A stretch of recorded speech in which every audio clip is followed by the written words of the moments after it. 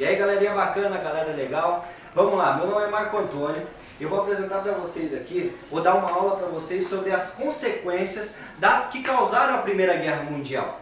Mas antes da gente entrar nesse tema, eu quero falar com vocês, por que Primeira Guerra Mundial?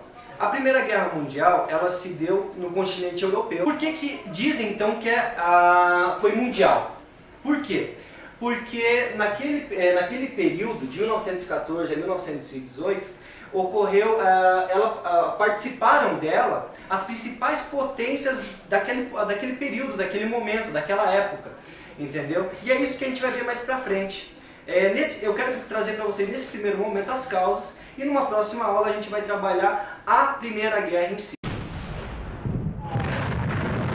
Por quê? Ela é conhecida como a filha do imperialismo, a guerra imperialista. Por quê? Porque eu tinha nesse momento, em 1914, o começo do século XX, ele foi marcado. Eu tenho que trazer para vocês, antes de eu falar da guerra imperialista, o que aconteceu desde a Revolução Industrial, que se intensifica no século XIX. Eu tenho as grandes potências mundiais, elas fazendo o quê? Elas tentando se destacar. Para quê? Para conseguir, em busca de colônias. O imperialismo ele trata de busca de colônias, busca de mercado consumidor, busca de matéria-prima. É isso que trata o imperialismo. O imperialismo é a busca por mercado consumidor e matéria-prima nesse momento de 1914 a 1918, começo do século XX. Aqui eu trouxe um mapa para vocês, que é um mapa do quê? O mapa da África de 1914. Percebam, mesmo que ele está em inglês aqui, que eu tenho ele todo repartido. A África, assim como a Ásia, nesse período, é o começo do século XX, onde as grandes potências imperialistas, elas começam a buscar mercado consumidor, buscar mercado colônias para buscar minério, para buscar matéria-prima, a matéria-prima para poder trabalhar nas suas indústrias. Podem perceber que ele está bem dividido e essa disputa das grandes potências daquele momento. Vamos falar um pouco desses fatores. Que eu tenho o quê? As disputas coloniais entre nações industrializadas da Europa, que é como eu falei para vocês, são as grandes potências que vêm buscando se destacar nesse momento, desde o final do século XIX, do começo, desde 1815 mais ou menos, eles vêm tentando se destacar, que daí a última grande guerra assim, que teve o maior destaque foi a guerra de 1815, que é a guerra onde tirou Napoleão e tudo mais. Eu tenho o revanchismo francês, que é como eu falei para vocês. Nesse momento eu tenho uma paz muito grande, eu tenho a paz entre todas as grandes potências. Só que as potências, eu tenho aqui a França aqui tem um revanchismo, porque em 1870, no final do século XIX, eu tenho a guerra da Alemanha contra a França, onde o que? A França acaba perdendo uma parte do seu território para a Alemanha. E ela está com sangue no olho, ela está nervosa com a Alemanha, nesse período, só esperando para conseguir anexar a Alsácia-Lorena, que é esse território que ela perdeu. Isso a gente vai ver um pouquinho mais para frente no mapa, vai ficar mais fácil para vocês. Uma das causas também é o que? Os nacionalismos que aconteciam naquele período. Por quê? Porque se houvesse só um nacionalismo não ocorreria guerra, mas eu tenho vários nacionalismos, porque desde que do século XIX foi se criando essa questão de pátrias, de nacionalidade, que chega a um ponto de nacionalismos extremos, a ponto de pessoas darem a vida pelo seu país, pela sua pátria, e esse é um dos fatores. O que eu falei para vocês? Eu tenho as disputas coloniais entre as nações industrializadas. O que acontece? O que essas nações produziam? Além de produzir vestimentas, comida e tudo mais, eles produziam o quê? Eles produziam armas. E é o que aconteceu a paz armada. Como eu disse para vocês, desde 1815 eu não tinha uma guerra que envolvesse muito tempo, assim como a Primeira Guerra Mundial foi. Então eu tive um período de 1815 até 1914, as grandes potências produziam armas, estavam se armando mas era um momento de paz, era um momento de paz, era um momento da cultura que nem a Belle Époque na França, que eu tenho culturalmente, eu tenho tudo está no ápice.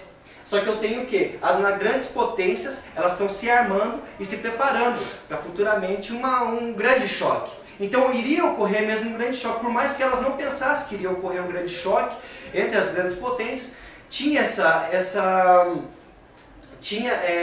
eles estavam se armando e só estavam esperando o momento de estourar a Grande Guerra. O que foi o estopim da guerra? O estopim da guerra foi quando o assassinato do arquiduque Francisco Ferdinando.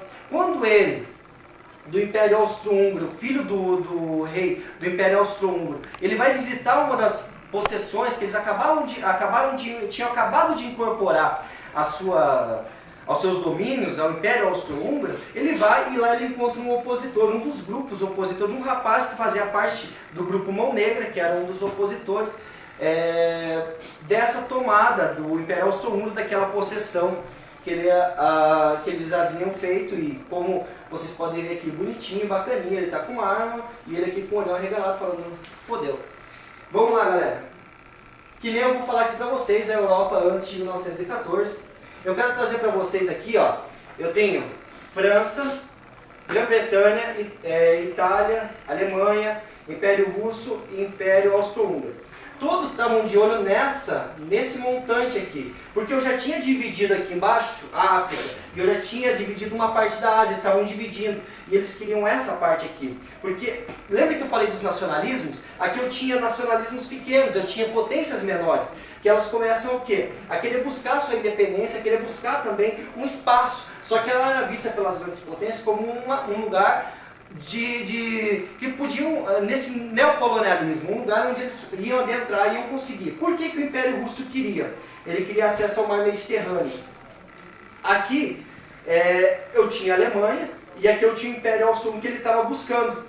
O que acontece? Quando o Ferdinando morre, eu tenho, deixa eu passar aqui mais para frente, a política das alianças. Quando o Ferdinando morre ali, eu tenho quem? A Hungria. A Alemanha, ela se une porque ela defendia a Hungria, a Austro-Hungria. Beleza. Eu tinha no país na qual ele morreu, o Ferdinando morreu, a Rússia foi ajudar. E daí, nisso já começou a política das alianças, que não vinha da Primeira Guerra Mundial, já vinha um pouco antes, desde aquela guerra franco-prussiana. Em 1870, em 1890 é formada essas alianças, que são alianças políticas, militares e financeiras, para poder elas se ajudarem, e é isso o que acabou acarretando. Aqui vocês podem ver as alianças, que eu tenho o Império Alemão, o Império Austro-Húngaro, a Itália, fazendo parte de uma aliança, ó, uma linha, dividindo, eu tenho a Inglaterra, a França e o Império Russo. Percebam uma coisa, depois da Primeira Guerra Mundial, o Império Alemão cai, o Império Russo cai e o Império Austro-Húngaro cai. Foi interessante a Primeira Guerra Mundial porque esses três pontos aqui, esses três lugares, logo depois disso eles passam a fazer parte do sistema republicano, democrata, logo depois disso. Por quê? A Primeira Guerra Mundial ficou conhecida, eu tenho que trazer isso para vocês, como uma guerra total. Por quê? Céu, terra e mar. Ela foi uma guerra total. Foi uma guerra em que o nível militar era muito grande, eles ficaram muito tempo parados montando formas de se agredirem. Por isso que foi uma total. Eles tinham muito armamento, eles pensaram muito para fazer essa guerra, até que essa guerra estourou. Na próxima aula, a gente vai ver, ela foi dividida em 3 fases, de 1914 a 1915, que é a Guerra de Movimento. Chegou um segundo momento que ela ficou nas trincheiras, que foi um período relativamente grande, de 1915 a 1917, que foi um período que vocês vão gostar, que foi um período bacana. Vocês gostam de ver sangue e tal, vai ser legal. E na terceira fase eu tenho de 1917 a 1918, a saída da Rússia e a entrada dos Estados Unidos, que foi de grande importância para se conseguir a vitória da França e da Inglaterra, tudo mais.